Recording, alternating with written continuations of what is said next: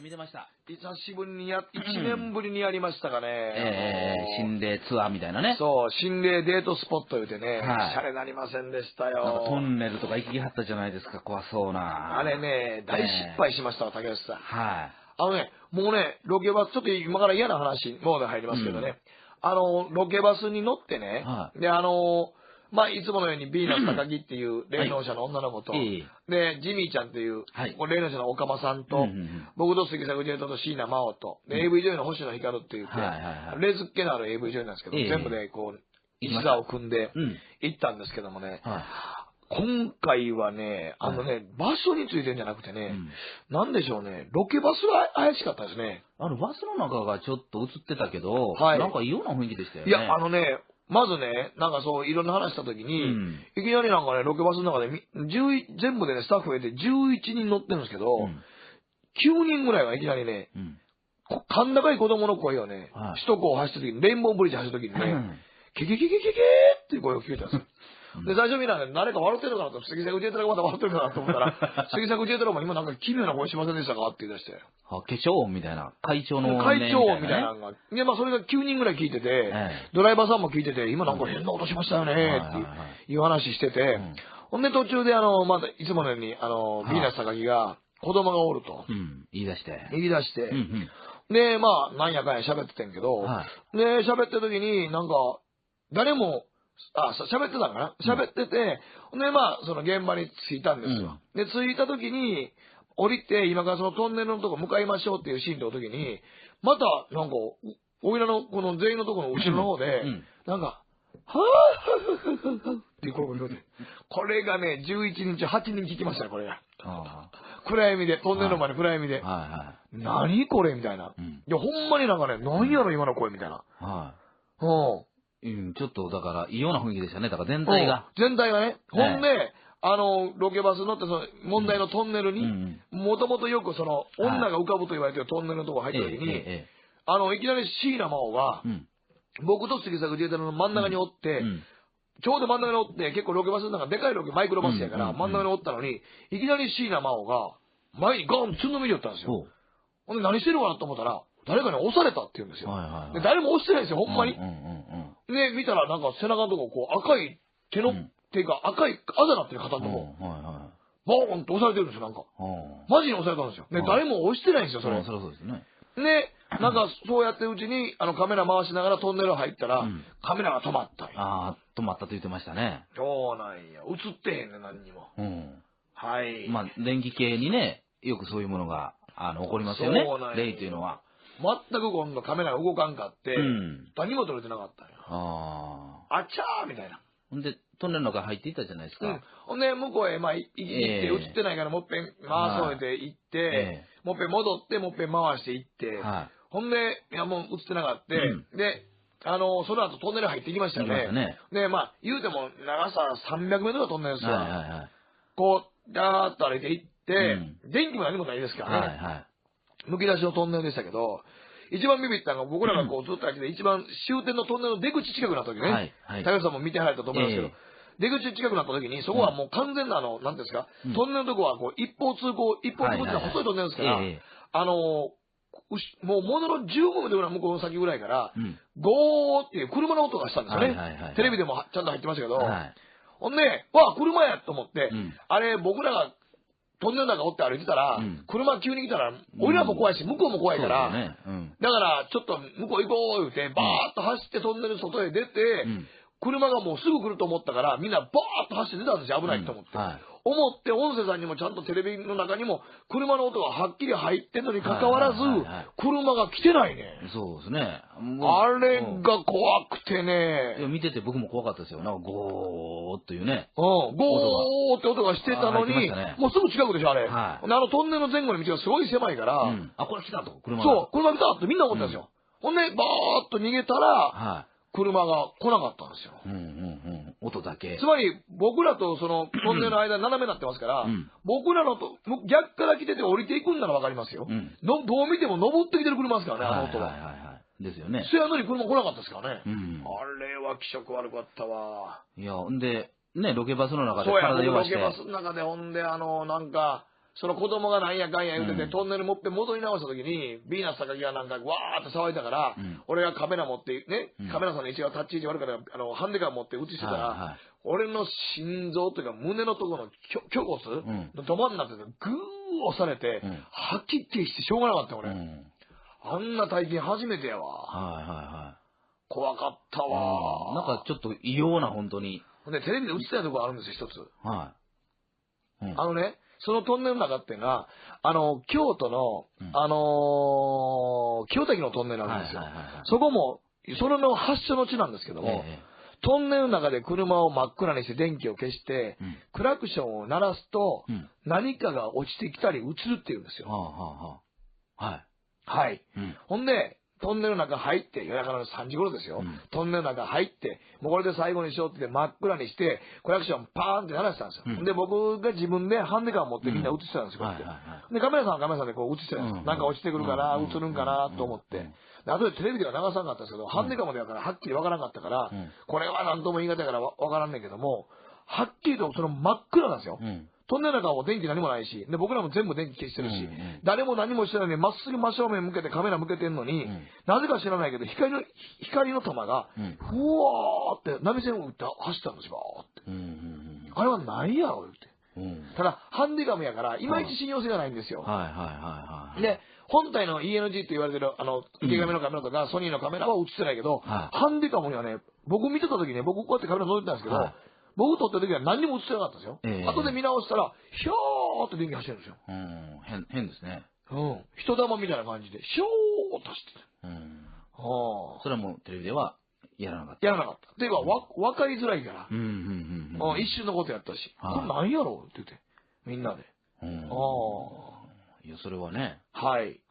で、まあ、椎名真央はね、その時の日、トゥナイトの本番の時に会った時に、あれが何でもなかったんかって言ったら、いや、あれから、マンション戻って、朝方帰ってますから、6時頃帰ってますから、寝て、昼過ぎに起きたら、玄関先が、びちゃびちゃやねんってなんでか知らんけど。誰か来たね。今、気が悪いから。いや、玄関先が、びちゃびちゃやねん。誰か待ってたね。待ってたんかな、やっぱり。起きてくるの。でも、あんまりに起きてくるの遅かったから、ちょっともう、帰ったんじゃう？そう。もうちょっと早起きてたら。おったかな。なんかね、なんか昼過ぎに起きて、お腹空いたかなと思って外でなんか買いに行こうと思って靴履こうとしたら、ピチャピチャ。気悪いね、それ。それ気悪いですね。なんかね、ピチャピチャピチャって、ビチャビチャやねん。あれ昨日雨も何も降ってない日ですから、皆既月食の日ですから、東京すごい天気でしたから、そやのに、ピチャピチャピチャピチャピチャピチャピチャってなってるんだよ。誰が来たんやろ、それ。そのピチャピチャなもんって。トンネルから来たんですかね。ところから。かもしれないですね。言ってましたよ、シーナ。ものすごく怖かったって。靴履いて、あれことだ、ピチャピチャピチャって。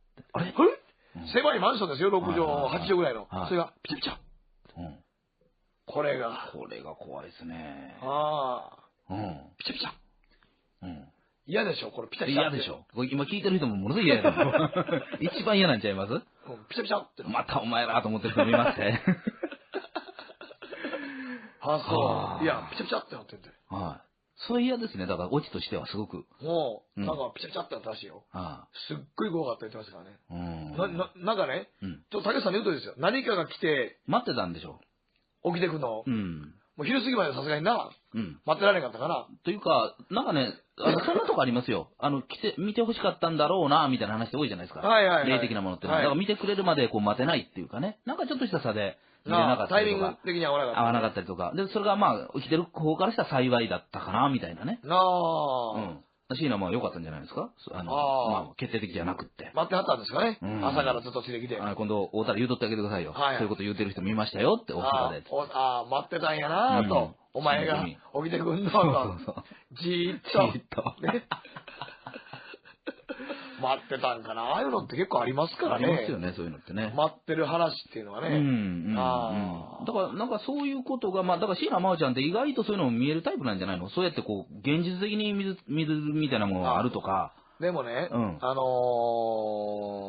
それはね、それじゃあ、今嫌なこと思い出したわ。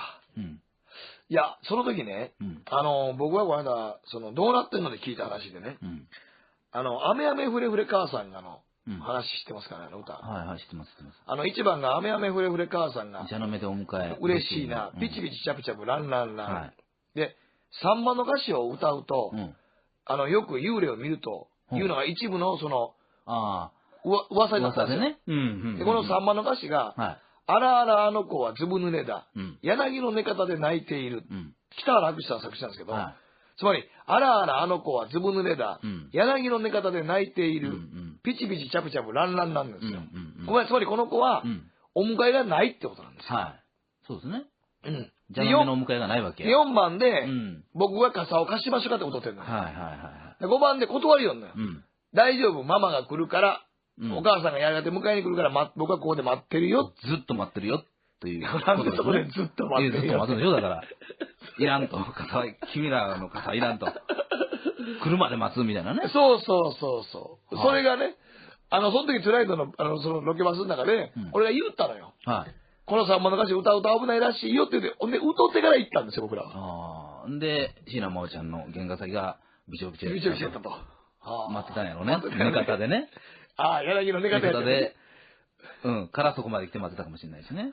ごっつい嫌な話したら今。はい、板さんで。こんばんは。嫌な話や、たまらんわ、もう。蛇の目のお使いはいかんって、僕、ものすごい明るい歌という印象があったのにやね。その話で一点ね。もう歌がなくなってしまったよ。北原博さんの歌詞で1番とか2番、3番みんなあんま知らんですけど、3、4、5ぐらいは。いや、知りませんでした、全然。北原博さんってね、よく読むと怖いの多いですね。トントントンどなたですとかいうのあるじゃん。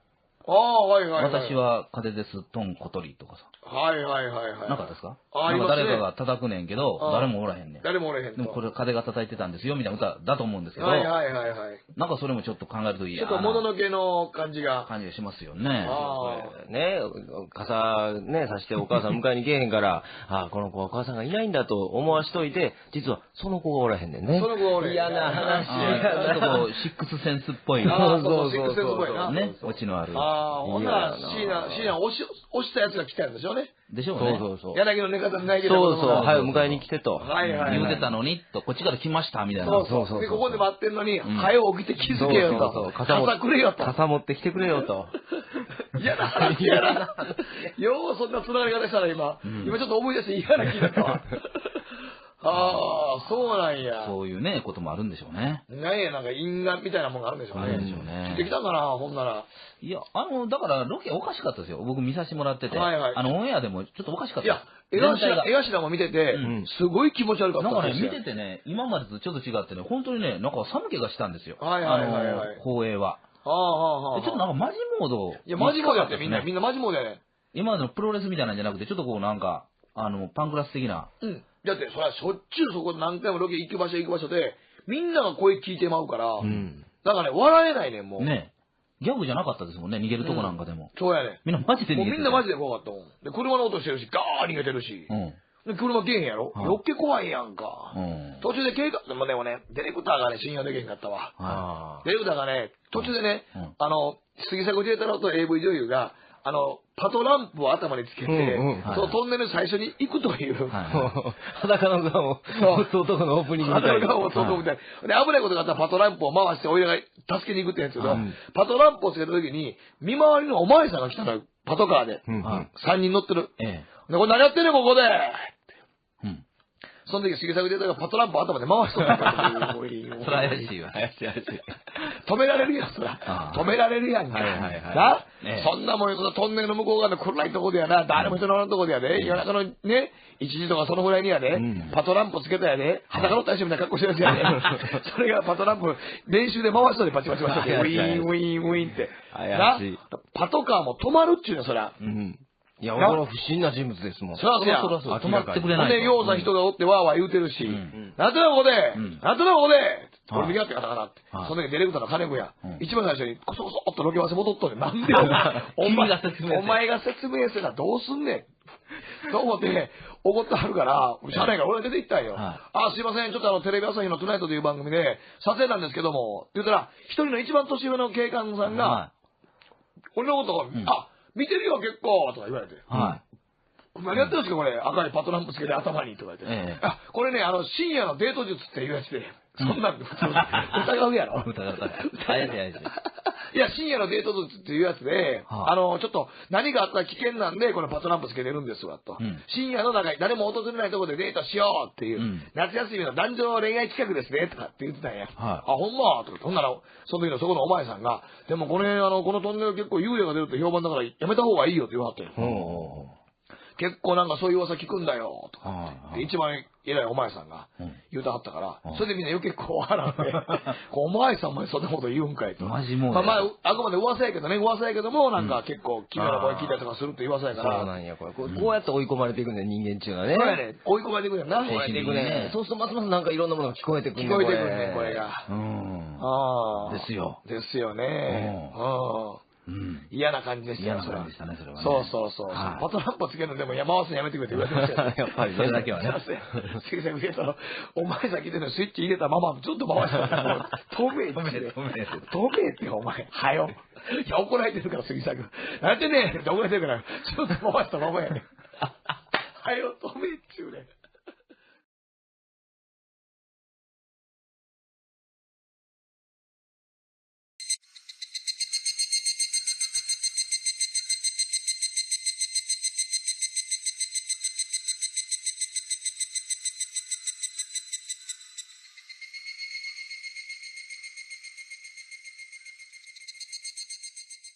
聞いてる人もものすごい嫌やな。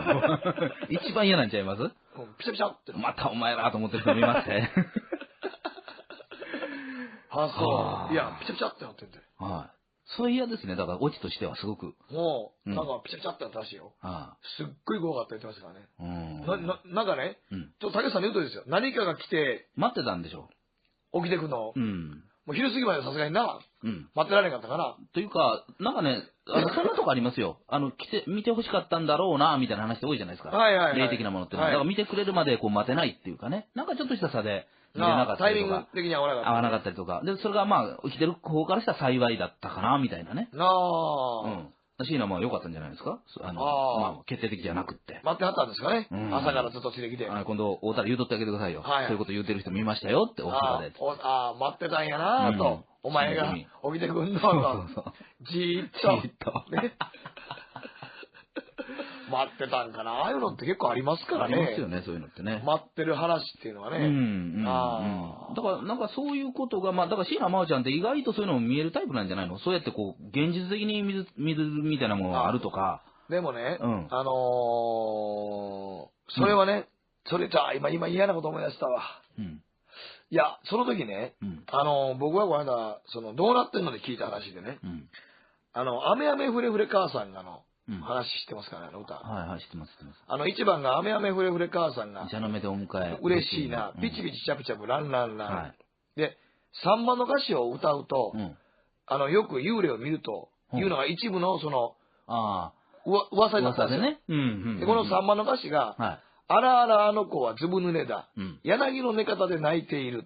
北原博さん作詞なんですけど、つまり、あらあらあの子はずぶ濡れだ。柳の寝方で泣いている。ピチピチチャプチャプランランなんですよ。つまりこの子は、お迎えがないってことなんですよ。そうですね。じゃあ、のお迎えがないわけ。4番で、僕が傘を貸しましょうかって歌ってるの。5番で断りよんのよ。大丈夫、ママが来るから、お母さんがやがて迎えに来るから、僕はここで待ってるよ。ずっと待ってるよっていう。なんでそこでずっと待ってるよ。ずっと待ってるでしょ、だから。いらんと。君らの傘いらんと。来るまで待つみたいなね。そう。それがね、その時トゥナイトの、そのロケバスの中で、俺が言ったのよ。この3番の歌詞歌うと危ないらしいよって言って、ほんで、歌ってから行ったんですよ、僕らは。で、椎名真央ちゃんの原画先がびちょびちょやったと。待ってたんやろね。寝方でね。柳の寝方で。からそこまで来て待ってたかもしれないしね。ごっつい嫌な話したら今。はい、板さん。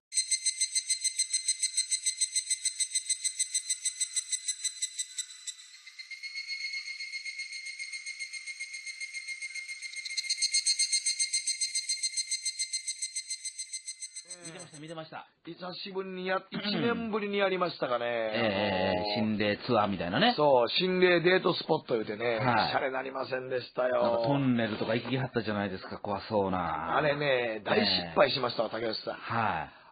もうね、ロケバス、ちょっと今から嫌な話、モード入りますけどね、ロケバスに乗ってね、で、まあ、いつものようにビーナス高木っていう霊能者の女の子と、で、ジミーちゃんっていう、霊能者の岡間さんと、僕と杉作ジェイトと椎名真央と、で、AV 女優の星野光って言って、霊好きのある AV 女優なんですけど、全部でこう、一座を組んで行ったんですけどもね、今回はね、場所についてんじゃなくてね、なんでしょうね、ロケバスは怪しかったですね。バスの中がちょっと映ってたけど、なんか異様な雰囲気でしたよね。いや、まずね、なんかそう、いろんな話したときに、いきなりなんかね、ロケバスの中で、全部でね、スタッフで11人乗ってるんですけど、9人ぐらいがいきなりね、甲高い子供の声をね、首都高を走ったときに、レインボーブリッジ走ったときにね、ケケケケケケっていう声を聞いたんですよ。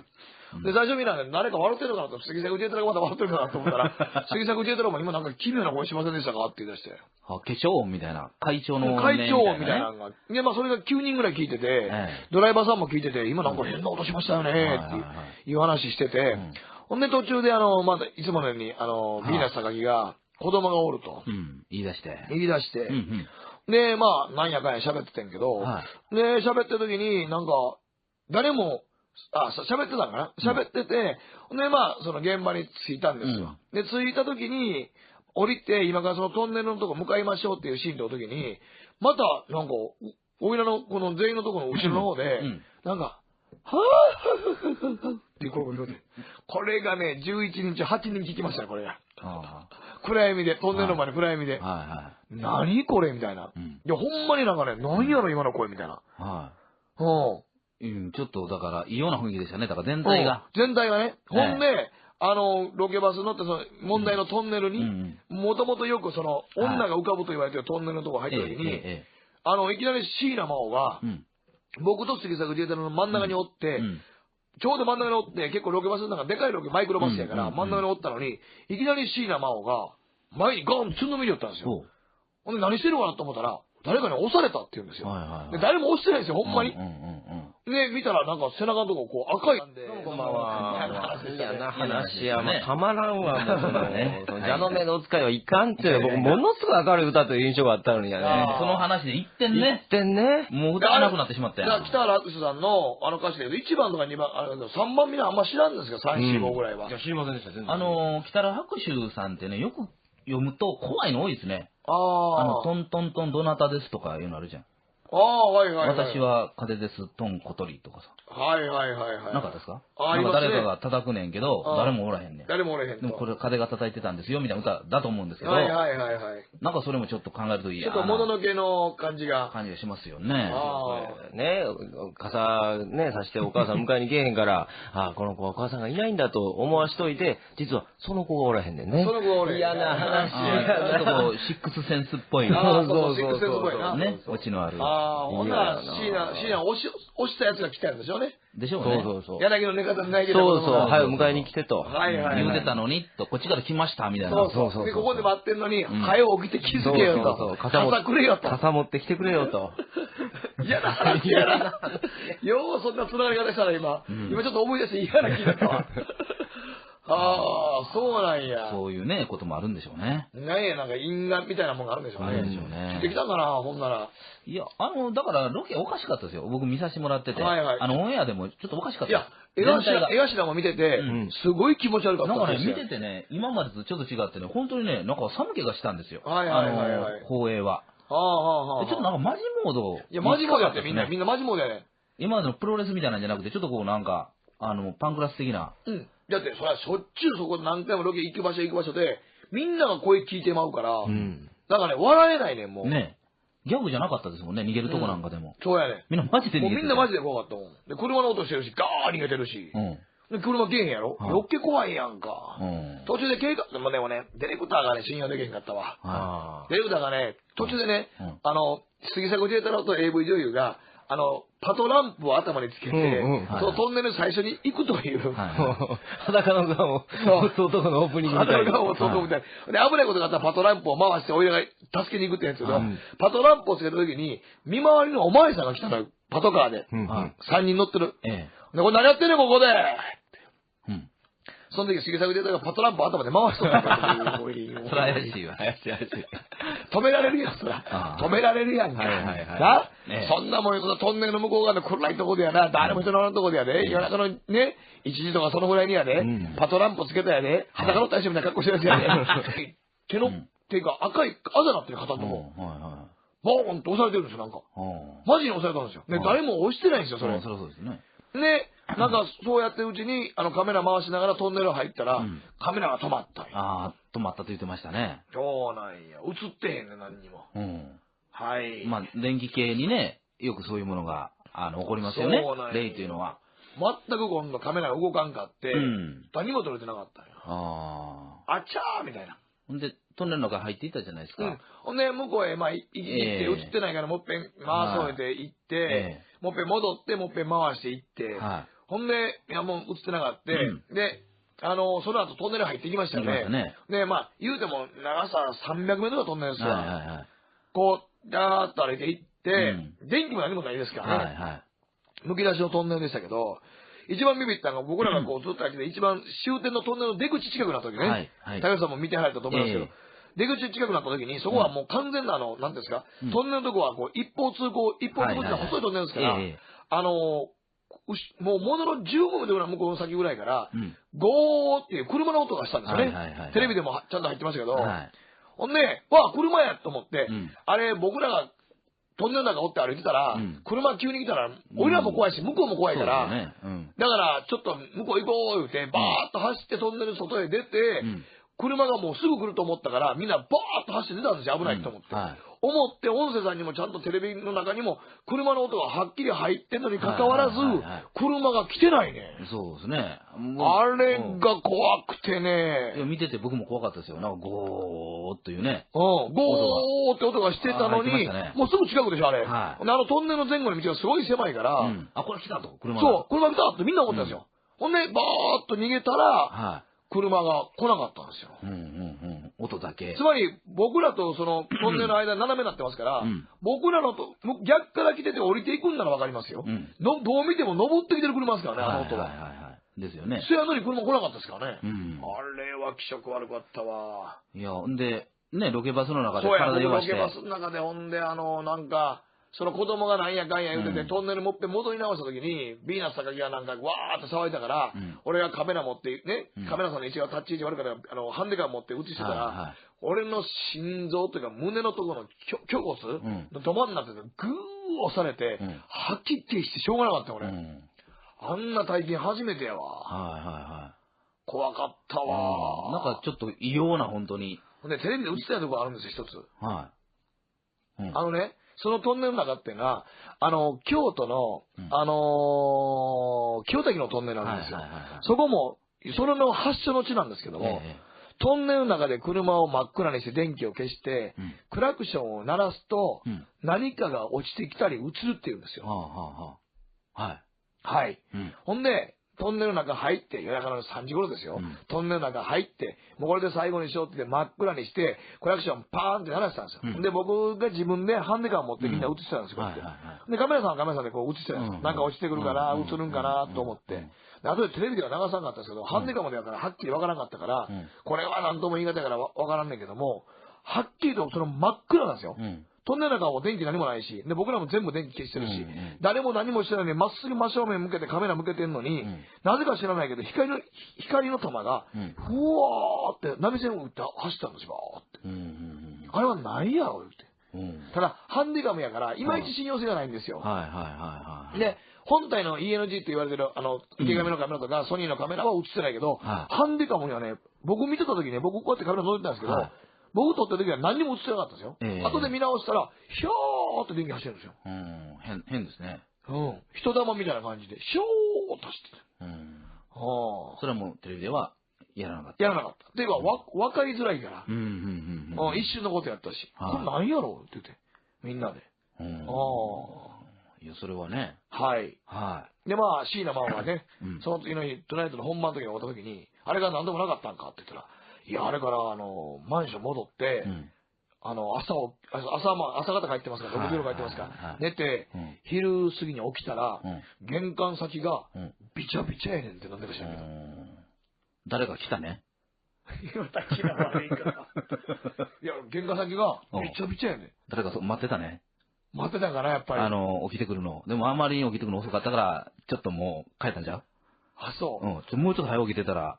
おったかな。なんかね、なんか昼過ぎに起きて、お腹空いたかなと思って外でなんか買いに行こうと思って靴履こうとしたら、ピチャピチャ。気悪いね、それ。それ気悪いですね。なんかね、ピチャピチャピチャって、ビチャビチャやねん。あれ昨日雨も何も降ってない日ですから、皆既月食の日ですから。東京すごい晴天気でしたから、そやのに、ピチャピチャピチャピチャピチャピチャピチャってなってるんで。誰が来たんやろ、それ。そのピチャピチャなもんって。トンネルから来たんですかね。ところから。かもしれないですね。言ってましたよ、シーナ。ものすごく怖かったって。靴履いて歩こうと思ったら、ピチャピチャピチャって。あれ狭いマンションですよ、6畳、8畳ぐらいの。それが、ピチャピチャ。これが怖いですね。ピチャピチャ。嫌でしょ、これピチャピチャ。嫌でしょ。今やと思って、あれ僕らがトンネルの中おって歩いてたら、車急に来たら、俺らも怖いし、向こうも怖いから、だからちょっと向こう行こう言うて、バーッと走ってトンネル外へ出て、車がもうすぐ来ると思ったから、みんなバーッと走って出たんですよ、危ないと思って。思って、音声さんにもちゃんとテレビの中にも、車の音がはっきり入ってんのに関わらず、車が来てないね。そうですね。あれが怖くてね。いや、見てて僕も怖かったですよ。なんかゴーっというね。ゴーって音がしてたのに、もうすぐ近くでしょ、あれ。トンネルの前後の道がすごい狭いから、これ来たと、車が。そう、車来たってみんな思ったんですよ。ほんで、バーッと逃げたら、車が来なかったんですよ。音だけ。つまり、僕らとそのトンネルの間斜めになってますから、僕らのと逆から来てて降りていくんならわかりますよ。どう見ても登ってきてる車ですからね、あの音は。ですよね。そやのに車来なかったですからね。あれは気色悪かったわ。いや、んで、ね、ロケバスの中で体弱して。ロケバスの中で、ほんで、なんか、その子供がなんやかんや言うてて、トンネル持って戻り直した時に、ビーナス高木がなんかわーって騒いだから、俺がカメラ持って、ね、カメラさんの一番タッチ位置悪かったから、ハンデカー持って映してたら、俺の心臓というか胸のところの胸骨のど真ん中でグー押されて、吐き気してしょうがなかった俺。あんな体験初めてやわ。怖かったわ。なんかちょっと異様な本当に。で、テレビで映ってたところあるんですよ、一つ。そのトンネルの中っていうのは、京都の、清滝のトンネルなんですよ。そこも、それの発祥の地なんですけども、トンネルの中で車を真っ暗にして電気を消して、クラクションを鳴らすと、何かが落ちてきたり映るっていうんですよ。はい。ほんで、トンネルの中入って、夜中の3時頃ですよ。トンネルの中入って、もうこれで最後にしようって真っ暗にして、クラクションパーンって鳴らしたんですよ。で、僕が自分でハンデカー持ってみんな映してたんですよ。で、カメラさんはカメラさんでこう映してたんですよ。なんか落ちてくるかな、映るんかなと思って。あとでテレビでは流さなかったんですけど、ハンデカーまでだからはっきりわからなかったから、これは何とも言い難いからわからんねんけども、はっきりとその真っ暗なんですよ。トンネルの中も電気何もないし、で、僕らも全部電気消してるし、誰も何もしてないのに、まっすぐ真正面向けてカメラ向けてんのに、なぜか知らないけど、光の玉が、ふわーって波線を打って走ったんですよ、って。あれは何やろ、言って。ただ、ハンディカムやから、いまいち信用性がないんですよ。で、本体の ENG って言われてる、池上のカメラとか、ソニーのカメラは映ってないけど、ハンディカムにはね、僕見てた時ね、僕こうやってカメラ覗いてたんですけど、僕撮った時は何にも映ってなかったんですよ。後で見直したら、ひょーって電気走ってるんですよ。変ですね。人玉みたいな感じで、ひょーっと走ってた。それはもうテレビではやらなかった。やらなかった。っていうか、分かりづらいから。一瞬のことやったし、これ何やろって言って、みんなで。いや、それはね。で、椎名真央がね、その次の日、トゥナイトの本番の時に会った時に、あれが何でもなかったんかって言ったら、いや、あれから、マンション戻って、朝方帰ってますから、6時頃帰ってますから、寝て、昼過ぎに起きたら、玄関先が、びちゃびちゃやねんってなんでか知らんけど。誰か来たね。清滝の悪いから。いや、玄関先が、びちゃびちゃやねん。誰か待ってたね。待ってたかな、やっぱり。起きてくるの。でもあんまりに起きてくるの遅かったから、ちょっともう帰ったんじゃう？あ、そう。もうちょっと早起きてたら。おったかな。なんかね、なんか昼過ぎに起きて、お腹空いたかなと思って外でなんか買いに行こうと思って靴履こうとしたら、ピチャピチャ。気悪いね、それ。それ気悪いですね。なんかね、ピチャピチャピチャって、ビチャビチャやねん。あれ昨日雨も何も降ってない日ですから、皆既月食の日ですから。東京すごい天気でしたから、せやのに、ピチャピチャピチャピチャピチャピチャピチャってなってるんで。誰が来たんやろ、それ。そのピチャピチャなもんって。トンネルから来たんですかね。ところから。かもしれないですね。言ってましたよ、シーナ。ものすごく怖かったって。靴履いて、あれことだ、ピチャピチャピチャって。あれ狭いマンションですよ、6畳、8畳ぐらいの。それが、ピチャピチャ。これが怖いですね。ピチャピチャ。嫌でしょ、これピチャピチャ。嫌でしょ。今聞いてる人もものすごい嫌やな。一番嫌なんちゃいます？ピチャピチャって。またお前らと思ってる人見ますね。そう。いや、ピチャピチャってなってんで。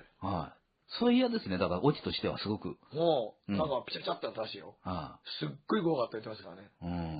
なんかね、ちょっと竹内さんの言うとですよ。何かが来て。待ってたんでしょ。起きてくの。もう昼過ぎまでさすがにな。待ってられなかったかな。というか、なんかね、そんなとこありますよ。見て欲しかったんだろうな、みたいな話って多いじゃないですか。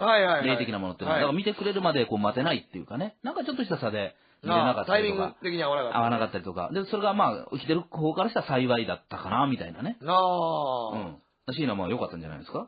まあ、決定的じゃなくって。待ってはったんですかね。朝からずっとついてきて。今度、会うたら言うとってあげてくださいよ。そういうこと言うてる人見ましたよって、大阪で。待ってたんやなぁと。お前が起きてくんのと。じーっと。待ってたんかな。ああいうのって結構ありますからね。ありますよね、そういうのってね。待ってる話っていうのはね。だから、なんかそういうことが、まあ、だから椎名真央ちゃんって意外とそういうのも見えるタイプなんじゃないの？そうやってこう、現実的に見るみたいなものがあるとか。でもね、それはね、今嫌なこと思い出したわ。いや、その時ね、僕はこの間、どうなってんので聞いた話でね、雨雨ふれふれ母さんが話知ってますかね、歌。知ってます。一番が雨雨ふれふれ母さんが。茶の目でお迎え。嬉しいな。ピチピチチャプチャプランランラン。で、3番の歌詞を歌うと、よく幽霊を見るというのが一部の噂だったんですよね。で、この3番の歌詞が、あらあらあの子はずぶ濡れだ。柳の寝方で泣いている。北原博さん作詞なんですけど、つまり、あらあらあの子はずぶ濡れだ。柳の寝方で泣いている。ピチピチチャプチャプランランなんですよ。つまりこの子は、お迎えがないってことなんですよ。そうですね。じゃあ、のお迎えがないわけ。4番で、僕が傘を貸しましょうかってことってるのよ。5番で断りよんのよ。大丈夫、ママが来るから、お母さんがやがて迎えに来るから、僕はここで待ってるよ。ずっと待ってるよ。という。なんでそこでずっと待ってるよ。ずっと待ってるよ、だから。いらんと。君らの傘いらんと。来るまで待つみたいなね。そう。それがね、その時トゥナイトの、そのロケバスの中で、俺が言ったのよ。この3番の歌詞歌うと危ないらしいよって言って、ほんで、歌ってから行ったんですよ、僕らは。で、椎名真央ちゃんの原画先が、びちょびちょやったと。待ってたんやろね。寝方でね。柳の寝方で。からそこまで来て待ってたかもしれないしね。ごっつ嫌な話したら今。はい、板さんで。こんばんは。嫌な話や、もうたまらんわ、もう。蛇の目のお使いはいかんって、僕、ものすごい明るい歌という印象があったのにやね。その話で一点ね。もう歌わなくなってしまったよ。北原博さんの歌詞で1番とか2番、3番みんなあんま知らんですけど、3、4、5ぐらいは。いや、知りませんでした、全然。北原博さんってね、よく読むと怖いの多いですね。トントントンどなたですとかいうのあるじゃん。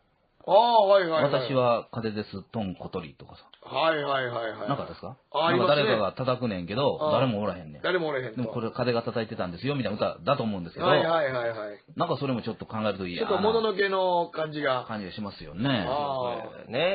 傘ね、さしてお母さん迎えに来えへんから、この子はお母さんがいないんだと思わしといて、実はその子がおらへんねんね。その子がおらへん。嫌な話。ちょっとこう、シックスセンスっぽい。シックスセンスっぽいな。ね、オチのある。ほんなら、椎名押したやつが来たんでしょうね。聞いてる人もものすごい嫌やな。一番嫌なんちゃいます？ピチャピチャって。またお前らと思ってる人見ますね。そう。いや、ピチャピチャってなってんで。そういう嫌ですね。だからオチとしてはすごく。もう、なんかピチャピチャってなったらしいよ。すっごい怖かった言ってましたからね。なんかね、竹内さんの言うとりですよ。何かが来て。待ってたんでしょ。起きてくの。もう昼過ぎまでさすがにな、待ってられなかったかな。というか、なんかね、そんなとこありますよ。見てほしかったんだろうな、みたいな話って多いじゃないですか。霊的なものってのは。だから見てくれるまでこう待てないっていうかね。なんかちょっとした差で見れなかったりとか。タイミング的に合わなかった。合わなかったりとか。で、それがまあ、生きてる方からしたら幸いだったかな、みたいなね。椎名も良かったんじゃないですか。まあ、決定的じゃなくって。待ってはったんですかね。朝からずっとついてきて。今度、大田言うとってあげてくださいよ。そういうこと言うてる人見ましたよって、大阪で。待ってたんやなと。お前が起きてくんのと。じーっと。待ってたんかな。ああいうのって結構ありますからね。ありますよね、そういうのってね。待ってる話っていうのはね。だから、なんかそういうことが、まあ、だから椎名真央ちゃんって意外とそういうのも見えるタイプなんじゃないの？そうやってこう、現実的に見るみたいなものがあるとか。でもね、それはね、それじゃあ、今嫌なこと思い出したわ。いや、その時ね、僕はこの間、どうなってんので聞いた話でね、雨雨ふれふれ母さんが話知ってますかね、歌。はい、知ってます。一番が雨雨ふれふれ母さんが、茶の目でお迎え。嬉しいな、ピチピチチャプチャプランランラン。で、3番の歌詞を歌うと、よく幽霊を見るというのが一部の噂になったんですよね。で、この3番の歌詞が、あらあらあの子はずぶ濡れだ。柳の寝方で泣いている。北原博さん作詞なんですけど、つまり、あらあらあの子はずぶ濡れだ。柳の寝方で泣いている。ピチピチチャプチャプランランなんですよ。つまりこの子は、お迎えがないってことなんですよ。そうですね。じゃあ、のお迎えがないわけ。4番で、僕が傘を貸しましょうかって歌ってるのよ。5番で断りよんのよ。大丈夫、ママが来るから、お母さんがやがて迎えに来るから、僕はここで待ってるよ。ずっと待ってるよっていう。なんでそこでずっと待ってるよ。ずっと待つんでしょ、だから。いらんと。君らの傘いらんと。来るまで待つみたいなね。そう。それがね、その時トゥナイトの、そのロケバスの中で、俺が言ったのよ。この3番の歌詞歌うと危ないらしいよって言って、ほんで、歌ってから行ったんですよ、僕らは。で、椎名真央ちゃんの原画先がビチョビチョやったと。待ってたんやろね。寝方でね。柳の寝方で、からそこまで来て待ってたかもしれないしね。ごっつい嫌な話したら今。はい、板さん。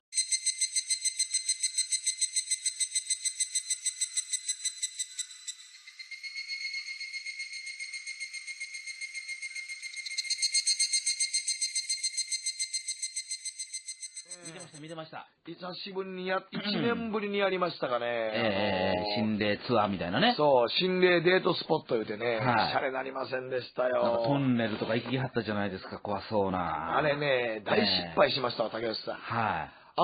もうね、ロケバス、ちょっと今から嫌な話、もう入りますけどね、ロケバスに乗ってね、で、まあ、いつものようにビーナス高木っていう霊能者の女の子と、で、ジミーちゃんっていう、霊能者の岡間さんと、僕と杉作ジェイトと椎名真央と、で、AV 女優の星野光って言って、霊好きのある AV 女優なんですけど、全部でこう、一座を組んで行ったんですけどもね、今回はね、場所についてんじゃなくてね、なんでしょうね、ロケバスが怪しかったですね。バスの中がちょっと映ってたけど、なんか異様な雰囲気でしたよね。いや、まずね、なんかそう、いろんな話したときに、いきなりなんかね、ロケバスの中で、全部でね、スタッフで11人乗ってるんですけど、でしょうね。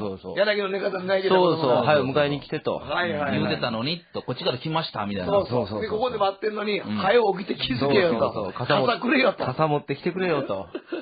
嫌な話やな。よう、そんなつながり方したら今ちょっと思い出して嫌な気だったわ。そうなんや。そういうね、こともあるんでしょうね。なんか因果みたいなもんがあるんでしょうね。聞いてきたかな、ほんなら。いや、だからロケおかしかったですよ。僕見させてもらってて。オンエアでもちょっとおかしかった。いや、江頭も見てて、すごい気持ち悪かったんですよ。なんかね、見ててね、今までとちょっと違ってね、本当にね、なんか寒気がしたんですよ。放映は。ちょっとなんかマジモード。いや、マジモードやってみんなマジモードやね。今までのプロレスみたいなんじゃなくて、ちょっとこうなんか、パンクラス的な。だって、それはしょっちゅうそこで何回もロケ行く場所で、みんなが声聞いてまうから、だからね、笑えないねん、もう。ね。ギャグじゃなかったですもんね、逃げるとこなんかでも。そうやね。みんなマジで逃げてる。もうみんなマジで怖かったもん。で、車の音してるし、ガー逃げてるし。で、車出えへんやろ。余計怖いやんか。途中ででもね、ディレクターがね、信用できへんかったわ。ディレクターがね、途中でね、杉作データロと AV 女優が、パトランプを頭につけて、そのトンネル最初に行くという。裸の顔を、男のオープニングみたいな。裸の顔を男みたいな。で、危ないことがあったらパトランプを回して、おいらが助けに行くってやつけど、パトランプをつけた時に、見回りのお前さんが来たのよ、パトカーで。3人乗ってる。で、これ何やってんねん、ここで。その時、杉作データがパトランプ頭で回しとったから。それ怪しいわ。怪しい。止められるやん、そら。止められるやんか。な、そんなもん、そのトンネルの向こう側の暗いとこでやな、誰も人のおらんとこでやで、夜中のね、1時とかそのぐらいにやで、パトランプつけたやで、裸の大将みたいな格好してるやつやで。それがパトランプ、練習で回しとでパチパチパチって、ウィーン、ウィーン、ウィーンって。な、パトカーも止まるっちゅうねん、そら。いや、俺は不審な人物ですもん。そらそうや。止まってくれない。で、ようさ人がおってわーわー言うてるし、なんとなここで、なんとなここで、俺できなって方かなって。その時ディレクターの金子や。一番最初に、こそこそっとロケバス戻っとんねん。なんでよ。お前が説明せなどうすんねん。と思って、怒ってはるから、社内から俺が出て行ったんよ。すいません、ちょっとテレビ朝日のトゥナイトという番組で、撮影なんですけども、って言ったら、一人の一番年上の警官さんが、俺のことを、見てるよ、結構とか言われて。何やってるんですか、これ。赤いパトランプつけて頭に、とか言って。これね、深夜のデート術っていうやつで、そんなん疑うやろ。疑う。怪しい。いや、深夜のデート術っていうやつで、ちょっと何があったら危険なんで、このパトランプつけてるんですわ、と。深夜の中に誰も訪れないところでデートしようっていう、夏休みの男女恋愛企画ですね、とかって言ってたんや。ほんまとか、ほんなら、その時のそこのお前さんが、でもこれ、このトンネル結構幽霊が出るって評判だからやめた方がいいよって言わはって。結構なんかそういう噂聞くんだよ、とかって。一番偉いお前さんが言うたはったから、それでみんな余計こう笑って、お前さんもそんなこと言うんかいと。マジもう。あくまで噂やけどね、噂やけども、なんか結構奇妙な声聞いたりとかするって噂やから。そうなんや、こうやって追い込まれていくんだよ、人間っていうのはね。そうやね。追い込まれていくんやな。追い込まれていくね。そうするとますますなんかいろんなものが聞こえてくるね。聞こえてくるね、これが。ですよ。ですよね。嫌な感じでしたよ、嫌な感じでしたね、それはね。そう。パトランプつけるのでも回すのやめてくれって言われてましたよ。やっぱりね、だけはね。先生、お前さっき言ってのスイッチ入れたままずっと回してた。止めってお前、はよ。いや、怒られてるから、杉作。なんやってねえって怒られてるから、ちょっと回したままやね。はよ、止めっちゅうね。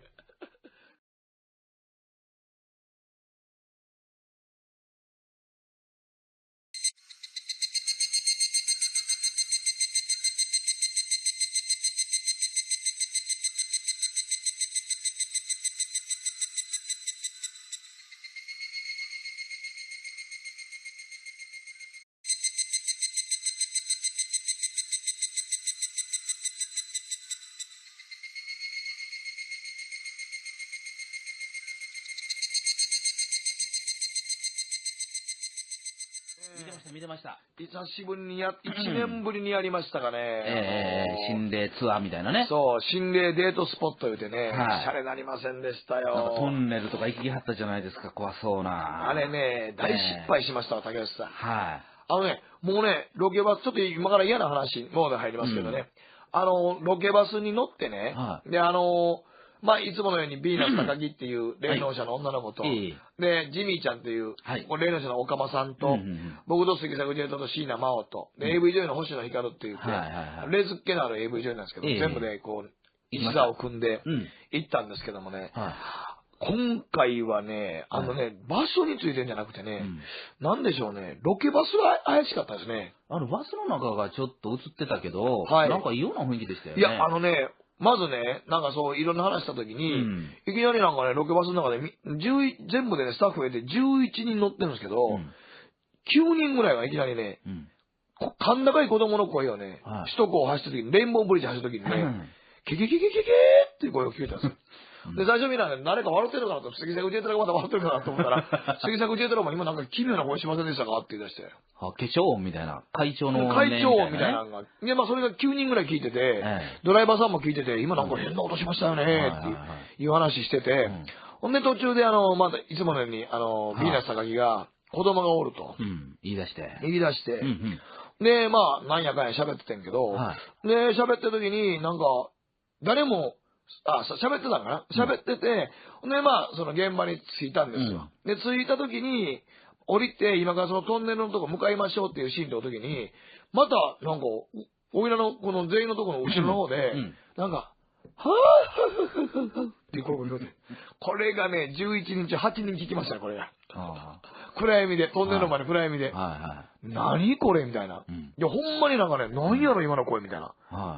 ちょっとだから、異様な雰囲気でしたね。だから全体が。全体がね。ほんで、ロケバス乗ってその問題のトンネルに、もともとよくその、女が浮かぶと言われてるトンネルのとこ入った時に、いきなり椎名真央が、僕と杉作自衛隊の真ん中におって、ちょうど真ん中におって、結構ロケバスの中でかいロケ、マイクロバスやから、真ん中におったのに、いきなり椎名真央が、前にゴンつんのみに寄ったんですよ。